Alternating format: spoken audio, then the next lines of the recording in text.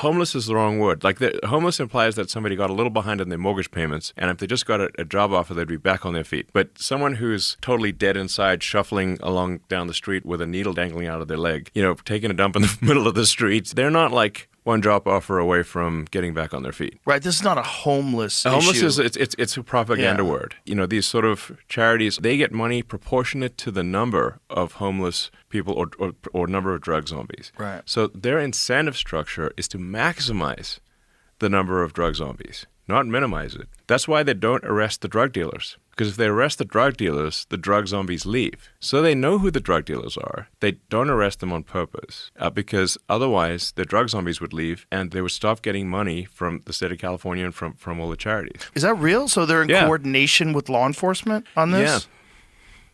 So how do they have those meetings? They're all in cahoots. This is a diabolical scam. San Francisco has got this tax, this gross receipts tax, which is not even on revenue. It's on all transactions, which is why Stripe and Square and a whole bunch of financial companies had to move out of San Francisco because it wasn't a tax on revenue. It's a tax on transactions. It's not revenue. You're taxed on any money going through the system in San Francisco. And that money goes to the homeless industrial complex. So there's billions of dollars every year that go to these non-governmental organizations that are funded by the state. Like this, it's not clear how to turn this off. They get this money. The money is proportionate to the number of homeless people or number of drug zombies, essentially. So they try to keep that. They try to actually increase. When you add up all the money that's flowing, they're getting close to $1 million per homeless per drug zombie. It's like $900,000, something like some crazy amount of money is going to these organizations. So they want to keep people just barely alive. They need to keep them in the area so they get the revenue. They don't arrest the drug dealers because otherwise the drug zombies would leave. If they get too much drugs, then they die. So they're kept in this perpetual zone of being addicted, but just